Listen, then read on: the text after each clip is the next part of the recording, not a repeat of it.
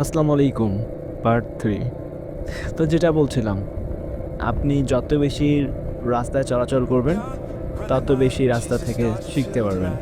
তত বেশি রাস্তার প্রত্যেকটা যানবাহনের সাথে নিজের বন্ধুত্বটাকে আরও গাঢ় করতে পারবেন। আর রাস্তার প্রত্যেকটা স্টেপ, প্রতিটা মোড় মুখস্থ হয়ে যাবে ইনশাআল্লাহ। তো ফাঁকা রাস্তাগুলোতে আমরা সাধারণত যেটা করি, খুব জোরে গাড়ি চালানো ট্রাই করি, লাইক 70-80, অনেকে তো 100+ চালায় যে না রাস্তা তো ফাঁকাই আছে, বাট এটা কিন্তু আরও বেশি দুর্ঘটনার জন্য দায়ী হতে পারে। ফাঁকা রাস্তায় দুর্ঘটনা বেশি হয়, এটা আমরা সকলেই জানি। কিভাবে হয়? এই যে যখন অতিরিক্ত ওভার স্পিড করতেছি, হঠাৎ করে আচমকা সামনে একটা ছাগল চলে আসলো, ভেড়া চলে আসলো, বা একটা শিয়ালিও চলে আসলো, তখন কিন্তু আপনি আপনার নিজেকে আর কন্ট্রোল করতে পারবেন না।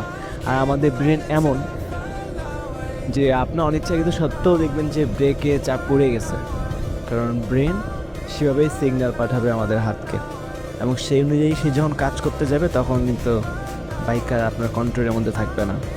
তাই সর্বদা বাইককে নিজে কন্ট্রোলে রাখুন। অতিরিক্ত স্পিড যেমন ভালো না, তেমনই অতিরিক্ত কনফিডেন্সও কিন্তু ভালো না। তাই সাবধানে গাড়ি চালান। গন্তব্যে হয়তো একটু দেরি পৌঁছাবেন, কিন্তু সময় মতো পৌঁছে যাবেন ইনশাল্লাহ।